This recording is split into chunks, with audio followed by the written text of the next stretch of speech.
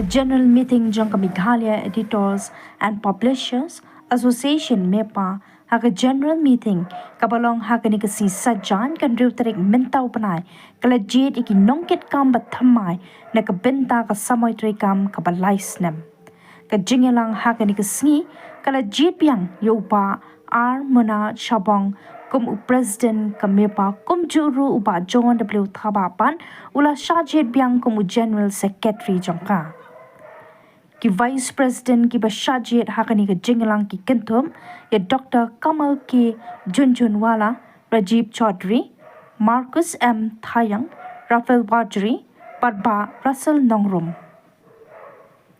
Hakaju kapor ki joint secretary bathamai ki kentup yoba John Lingdo, bat ka Purbasha Batachaji, nangta yoba Kermen Yuria pan, the Jit Biang kum organizing secretary, la Jit Rui Kong, Day Me Banda Pla, Panpet ya ka platingka jong ka MEPA.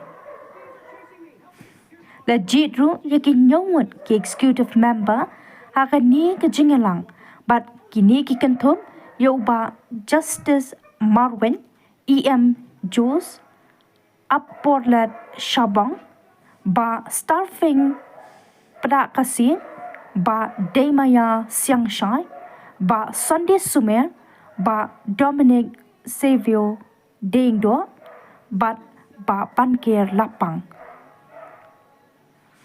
Kajingelang hakani kesengi, kalayatai, bat ya keren ru halor ki babon ki isu, ki biadai bat ki shlem trekam jongki, lat pathai kubor bat kumju, ka biadai bat ka bit ka biang jongki nong tre, haki lat pathai kubor. Haka kela ka baar jong ka teke jingya ka lang, lawan bandon lang ru, da ka menteri ka tanat Information and Public Relation, Dr. M.